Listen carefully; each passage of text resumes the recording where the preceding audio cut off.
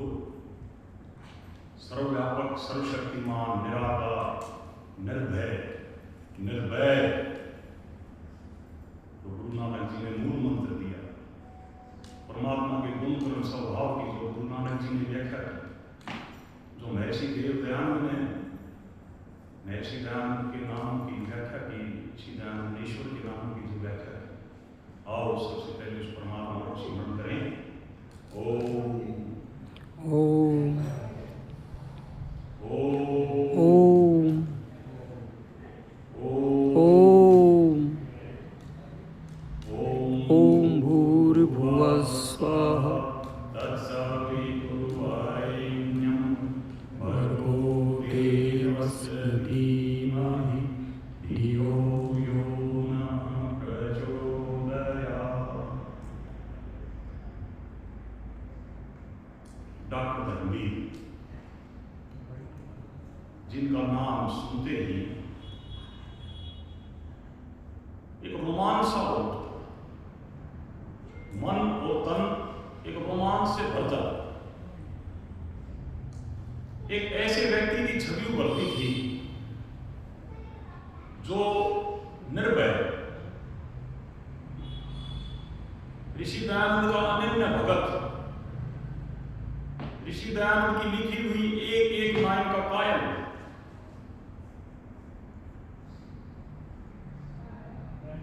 और जो ऋषि दयानंद के शब्दों को इस तरह से व्याख्यान करते थे कि जैसे देव दयानंद स्वयं अपने मुख से प्रवचन दे रहे थे। बहुत बार डॉक्टर धर्मवीर जी पढ़ाया करते थे कि मनुष्य उसी को कहना जो सवात्म दूसरे के सुख दुख हानि लाभ को समझे, अन्यायकारी बलवान से भी ना डरे और धर्मात्मा निर्बल से भी डरता।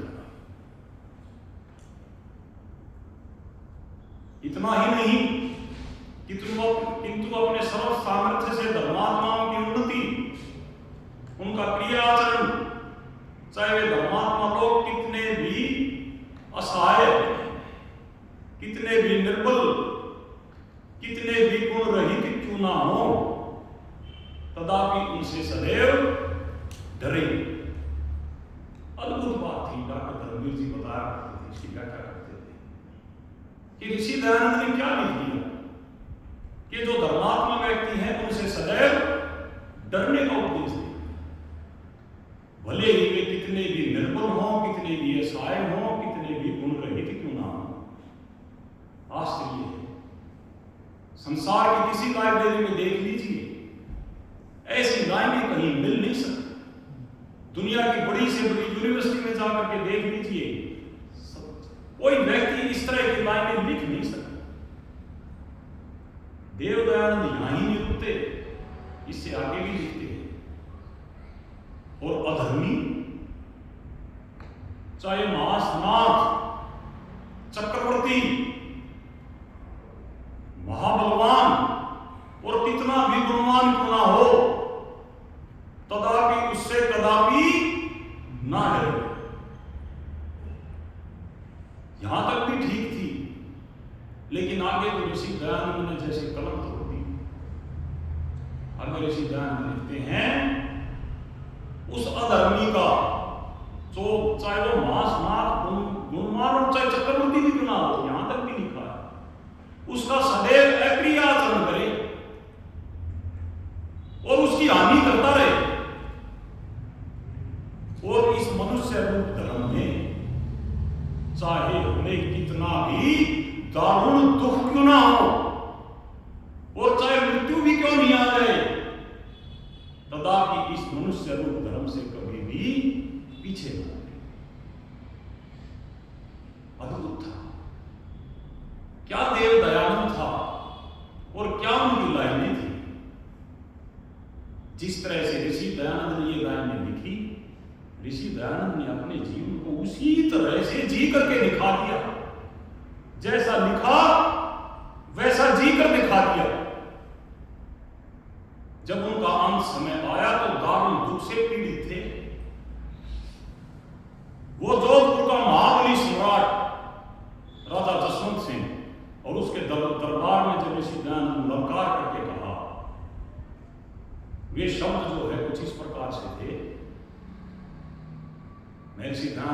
दरबार में ही राजा जसवंत सिंह को कहा था कि जसवंत सिंह, उच्च घरानों और राजकुलों में जन्म लेने वाले व्यक्ति बब्बर शेर की भांति स्वाभिमानी और निडर होते हैं।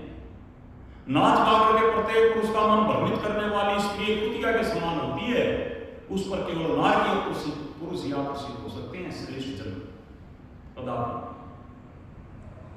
उस समय राजा जसवंत सिंह सकपका करके कहा कि स्वामी जी बैठिए।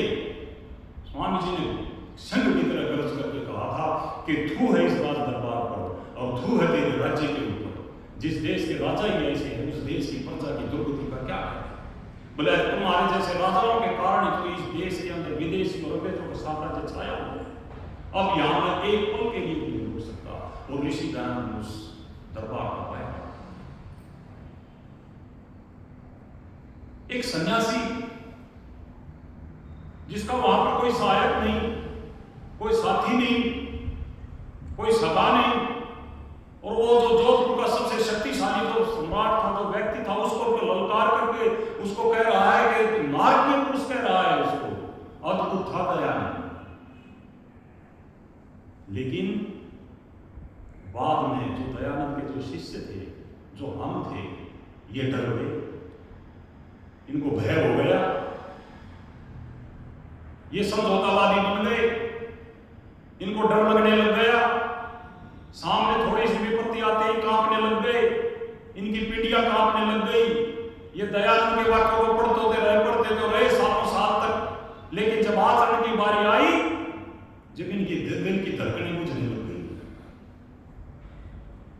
लेकिन डॉक्टर धर्मवीर एक ऐसे शासक व्यक्ति थे जो अपने जीवन के अंतिम पलों तक भी, जिन व्यक्तियों ने डॉक्टर धर्मवीर जी को देखा है, क्या और डॉक्टर साहब को कभी बुझे दिल से देखा?